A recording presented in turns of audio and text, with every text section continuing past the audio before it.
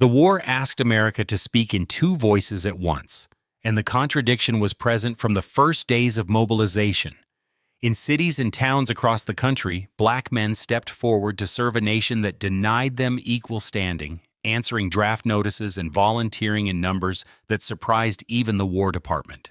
They arrived at induction centers to find separate lines, separate barracks, and a military structure that reflected the segregation of civilian life with bureaucratic precision. Training camps in the South placed them under white officers, many drawn from communities that enforced racial boundaries as rigidly as any law. The drills were the same, the weapons identical, but the conditions were often harsher. Older equipment, poorer housing, fewer opportunities for advancement. Yet the routines of soldiering worked as they always had. Men learned to march, to maintain weapons, to follow orders under pressure, and to rely on one another in the field.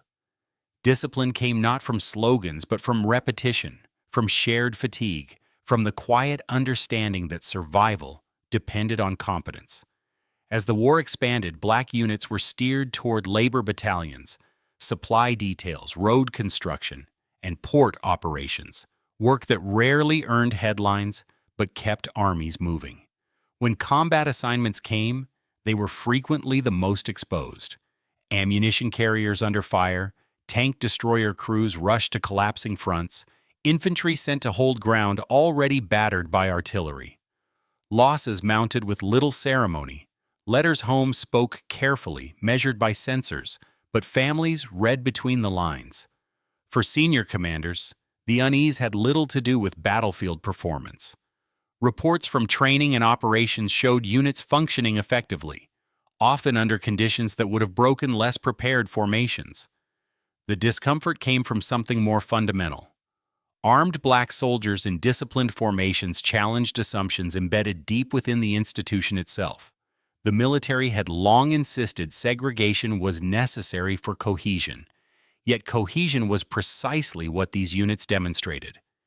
In places like Louisiana, Texas, and Georgia, uniformed men marched past signs that reminded them where they were not welcome, their presence alone testing the social order outside the gates. White officers wrote memoranda warning of incidents, not always because of misconduct, but because the sight of confident, trained black soldiers unsettled nearby communities, and by extension, the chain of command. Promotions stalled, commendations were delayed or diluted. Acts of bravery were recorded in after-action reports but rarely translated into medals at the time. Still, the war pressed forward, indifferent to ideology. Convoys needed drivers. Fronts needed replacements.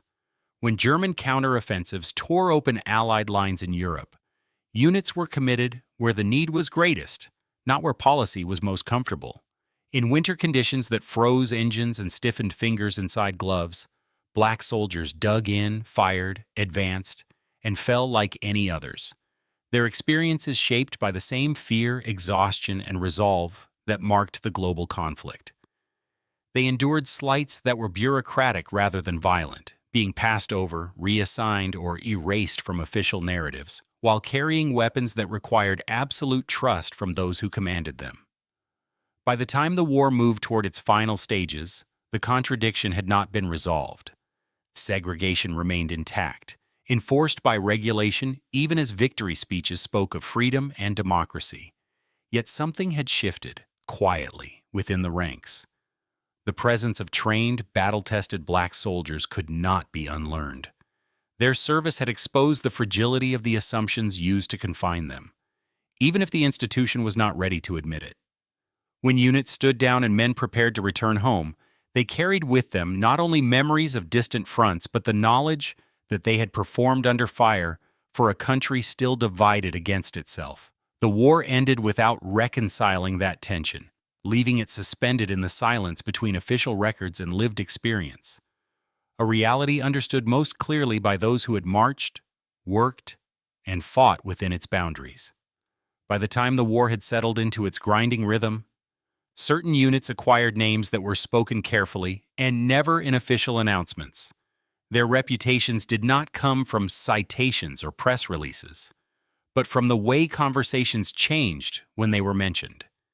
In training camps scattered across the American South and Midwest, men returning from field exercises talked about outfits that moved faster, trained harder, and asked fewer questions. They drilled with a seriousness that bordered on severity, running routes again after others were dismissed, cleaning weapons until metal gleamed dull under low bulbs, treating preparation as something closer to survival than routine. Officers noticed the difference early. These units did not rely on volume or display. Orders were short. Movements were precise. Discipline was not enforced loudly because it did not need to be. When deployments began, they were often sent where the work was unglamorous and the danger constant. Areas where supply lines frayed and the front shifted without warning. Rear areas, ports, railheads, and staging zones became their first proving grounds. Places officially considered secondary but frequently targeted by enemy aircraft and infiltrators.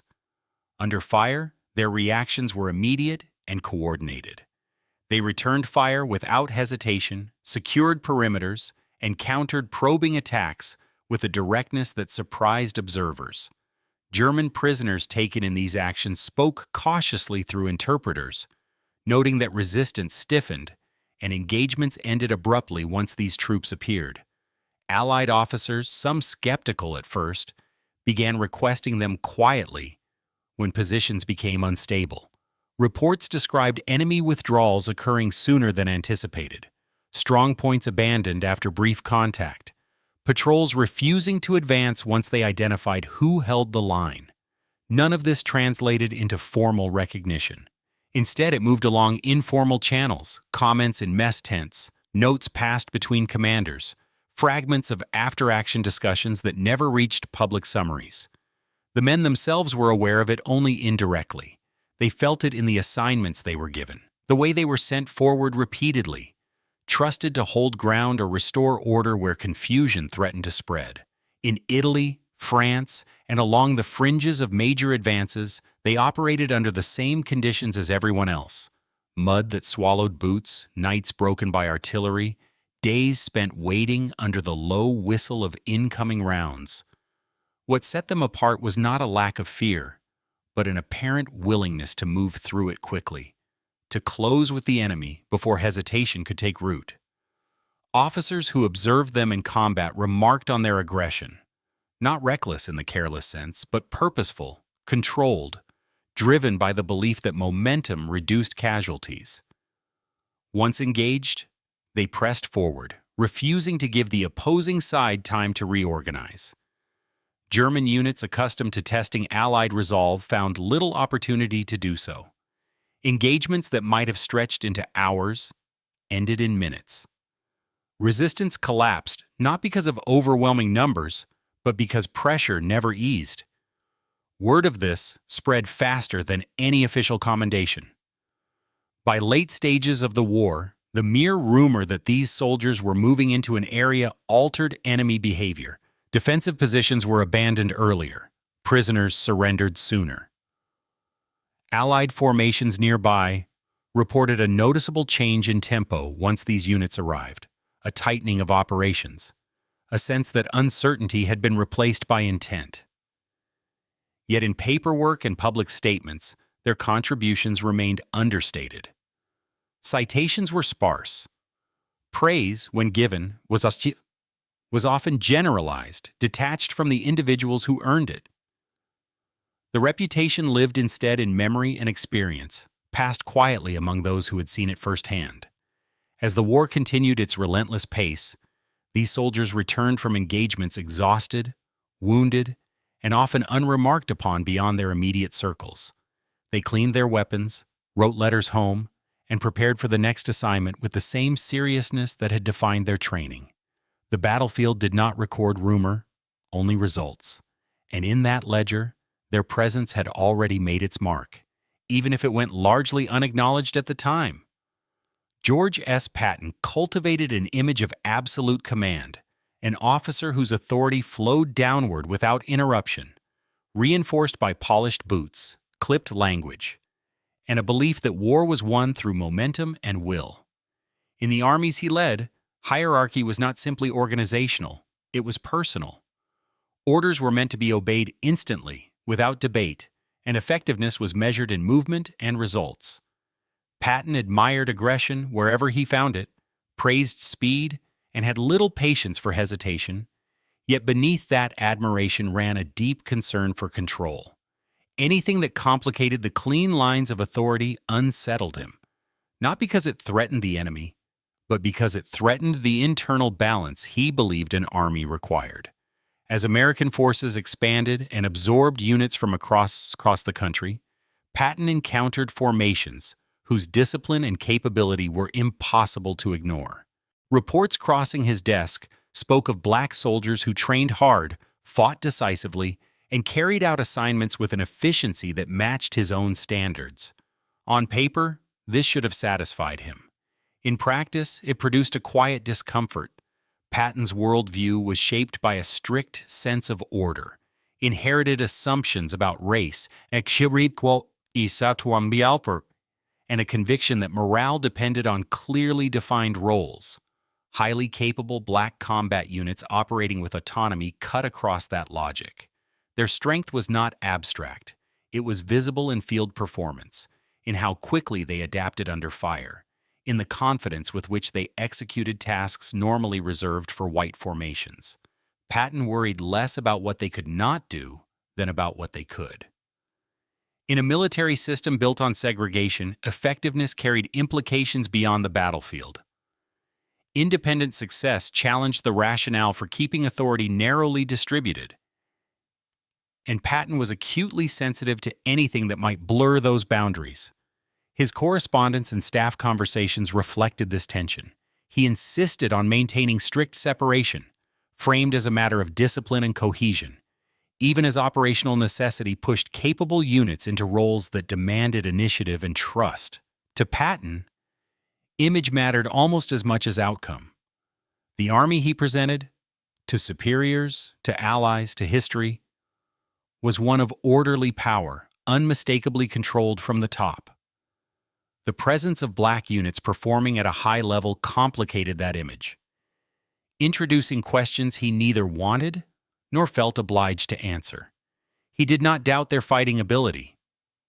He doubted the consequences of acknowledging it openly. In the field, this translated into careful management. Assignments were given, results accepted, but praise was restrained, filtered through layers of command that softened individual distinction. Patton's fear was not mutiny or failure, but precedent. If competence justified independence, then the structure he relied upon began to look arbitrary. In an army mobilized at unprecedented scale, arbitrariness was dangerous. It invited comparison, and comparison invited change. Patton resisted that pull instinctively. He spoke often of discipline as the spine of victory, yet his definition of discipline was inseparable from social order as he understood it. When black units performed well, he credited training systems, white officers, or circumstance, anything that preserved the existing hierarchy. When they faltered, the failure was treated as confirmation of assumptions already held. This selective interpretation allowed him to reconcile results with belief, even as evidence accumulated in the margins. On campaign, amid the dust of North Africa and the churn of Europe, Patton remained focused on movement, pressure, and spectacle. He drove his armies hard, demanded relentless advance, and measured success in miles gained and enemies broken. In that environment, capable soldiers were indispensable, regardless of who they were. Yet acknowledgement carried weight, and Patton chose caution. His unease was never announced, never formalized into policy statements, but it shaped decisions in subtle ways, influencing how units were positioned, how credit was distributed, and how stories of the war were told. By the time his forces rolled onward, the contradiction remained unresolved. Patton had used strength where it served him, and restrained recognition, where it threatened the order he believed essential. In doing so, he preserved the image of control he valued, even as the reality beneath it grew more complex than the system was designed to accommodate. There were moments in the field that never made it into communiques but traveled quickly through command channels, carried by uneasy tone rather than formal complaint. They began as fragments, after-action remarks, medical logs noting unusual casualty patterns, brief mentions of positions held longer than ordered or advances carried farther than planned. In the chaos of combat, these details mattered. They described units that did not disengage when expected, that continued forward under fire after adjacent formations had stalled, that closed distance with an enemy who assumed pressure would ease. On cold mornings in Italy and rain-soaked afternoons in France, black soldiers were reported moving through shelling with a determination that startled observers, faces set, rifles steady, formations tightening rather than breaking as losses mounted. When withdrawal orders came, they were sometimes delayed, not out of defiance, but because momentum had already taken over. In close combat, hesitation vanished. German strong points were rushed, cleared room by room, trenches crossed under machine gun fire that should have forced a pause. The results were undeniable. Ground was taken. Lines were held. Enemy resistance collapsed faster than intelligence estimates predicted. Prisoners later spoke of assaults that did not slow, of attackers who pressed forward despite casualties, refusing to give space or time. For commanders trained to value control above all else, these accounts provoked discomfort. War demanded aggression, but it also demanded predictability. Patton's doctrine relied on timing, coordination, and the precise application of force. Units were expected to advance, halt, or pivot on command, maintaining alignment across the front. When reports arrived describing formations that exceeded objectives or continued fighting beyond assigned limits, they were read with caution. The concern was not failure, but friction. Aggression that could not be modulated threatened the coherence of larger operations. In one instance, a unit held an exposed position through the night, repelling repeated counterattacks rather than falling back to a more defensible line as planned. The position was secured by morning, but the unexpected stand disrupted supply routes and forced adjustments elsewhere along the front. In another engagement, an attack pressed so deeply that supporting artillery struggled to keep pace, creating a moment where success risked isolation. Staff officers noted the pattern without naming it directly. Words like overextension and initiative beyond orders appeared in memoranda, their tone measured but uneasy. For Patton, whose campaigns depended on synchronized movement, such unpredictability posed a strategic problem. He believed that the enemy could be defeated through relentless pressure, but only if that pressure was directed. Soldiers who fought with extreme intensity, who refused to yield ground even when doctrine advised repositioning, complicated that equation. The battlefield rewarded courage, yet command required restraint. Patton had little tolerance for actions that forced him to react rather than dictate. These incidents placed him in a bind. The men involved had performed with undeniable effectiveness, often saving sectors that might otherwise have collapsed. Yet their conduct challenged the assumption that discipline equaled obedience alone. In Patton's view, discipline meant acting within a system, not simply fighting hard. When intensity crossed into autonomy, it threatened the clarity of command he prized. Weathered officers who observed these fights firsthand spoke quietly of resolve that bordered on ferocity, of soldiers who advanced as if retreat were unthinkable. They also spoke of the difficulty of reining them in once engaged. Orders delivered under fire did not always penetrate the noise and urgency of close combat. In those moments, instinct ruled.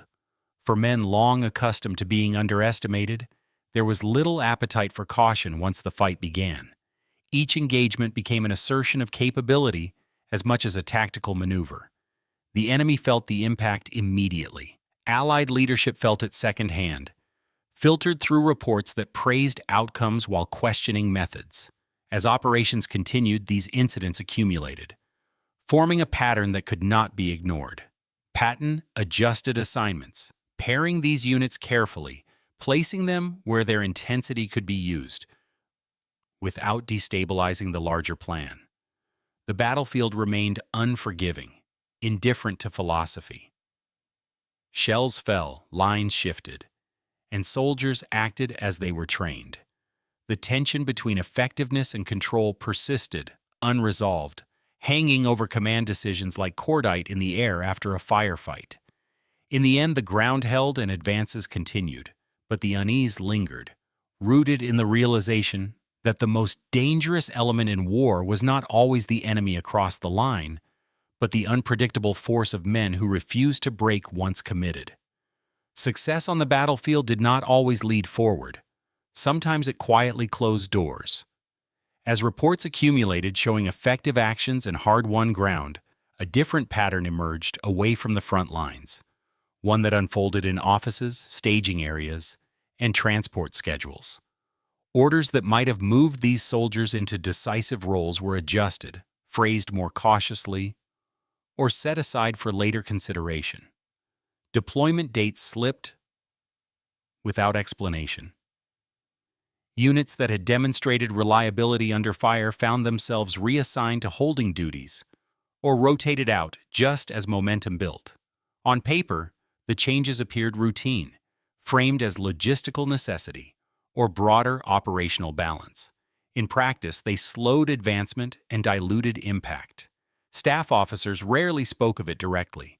Instead, memoranda emphasized readiness elsewhere, or the need to stabilize rear areas, language that carried authority while concealing intent.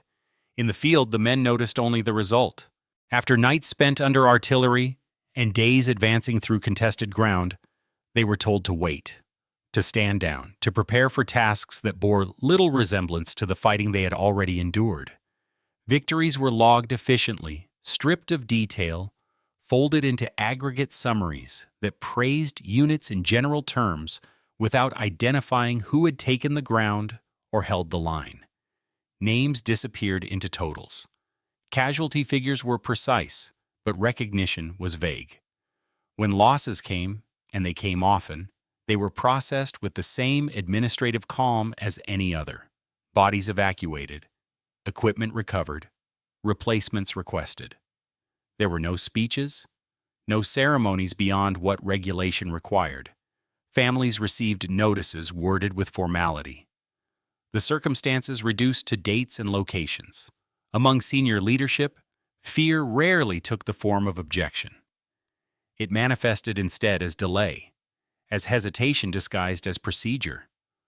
Requests for redeployment lingered on desks. Recommendations for commendation stalled, passed between offices until urgency faded.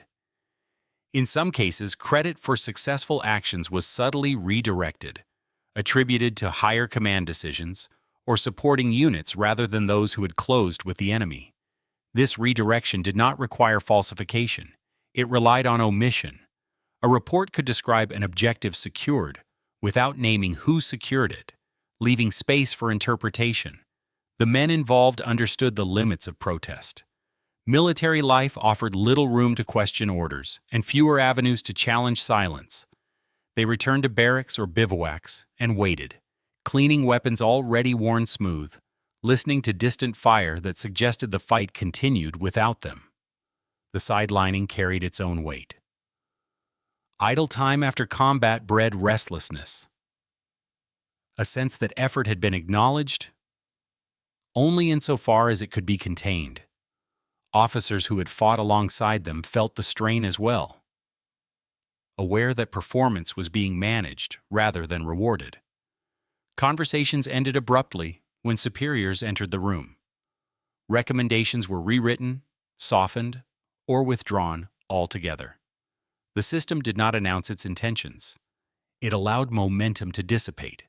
In some theaters, units were broken up, reassigned in fragments that prevented the cohesion built through shared experience. In others, they were held in reserve long past the point where reserves were scarce. The pattern repeated often enough to be unmistakable to those living inside it, even if it remained invisible to the public record. The war's machinery continued to turn, indifferent to individual recognition. Ammunition was expended, maps were redrawn, and advances were measured in miles. Yet beneath that surface, restraint operated quietly, shaping who moved forward and who did not. Fear did not appear as panic or refusal. It appeared as administrative calm, as the careful management of opportunity. By the time operations shifted and priorities changed, the moment had passed. What remained were entries in logs, understated citations, and the memory among those present that something had been deliberately left unsaid. The soldiers carried on, absorbing the lesson without comment, aware that their service was valued for its utility but bounded by an unspoken ceiling.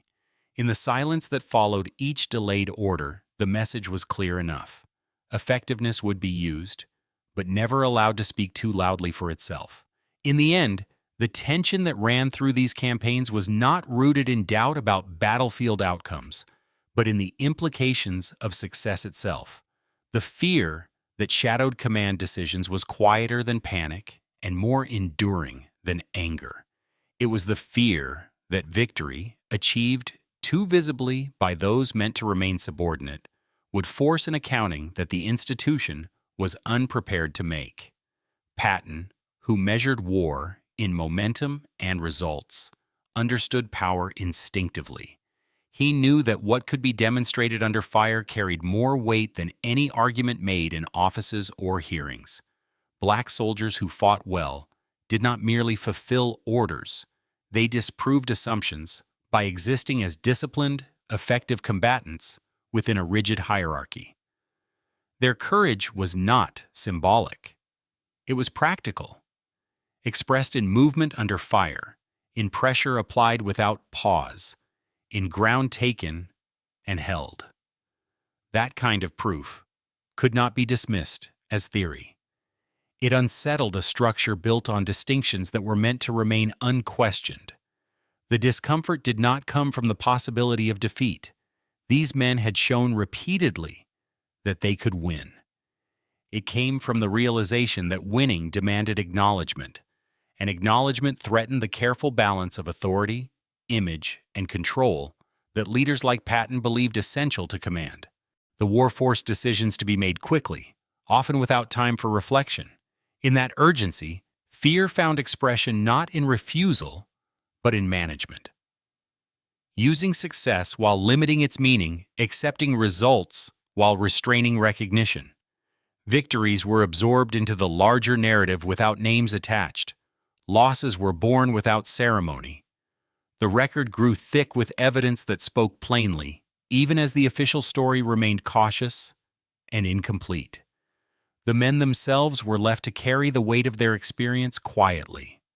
They had done what was asked of them, often more, and returned to camps and billets with the knowledge that their performance had been both indispensable and inconvenient. Letters home were written with restraint, shaped by censorship and habit, but beneath the careful language was an awareness that the war they were fighting did not extend its promises evenly. Still, they continued, not because they expected recognition, but because survival and duty allowed little room for expectation. When the guns fell silent and armies stood down, the contradiction remained unresolved. The conflict had ended abroad, but the boundaries it exposed at home were left intact. The absence of acknowledgement was not an accident of memory. It was the result of choices made under pressure, choices that prioritized stability over clarity. History did not misplace these soldiers. Their presence was recorded in logs, in casualty lists, in after-action reports that noted outcomes without attribution. What was missing was the willingness to confront what those outcomes meant. Patton's fear, shared by others even if expressed differently, was not that black soldiers would falter in combat. It was that their success would compel change beyond the battlefield, change that could not be controlled by orders or contained within doctrine. In that sense, the war revealed its own limits. It mobilized millions, shattered empires, and redrew borders, yet it could not reconcile its ideals with its practices. The soldiers who proved themselves under fire exposed that gap simply by doing their jobs well. They fought with the same mixture of fear and resolve as any others, endured the same weather, the same exhaustion, the same sudden violence. Their effectiveness was real, measurable, and undeniable to those who witnessed it firsthand. That reality lingered after the last reports were filed, a quiet presence beneath the official history. The story, then, is not one of failure erased by time, but of success constrained by silence. The fear that shaped decisions did not vanish with victory. It settled into the record, shaping what was remembered and what was left unsaid. In acknowledging that fear, the war's legacy becomes clearer, not as a single triumph, but as a complex moment when bravery on the battlefield revealed truths that the system itself was not ready to accept.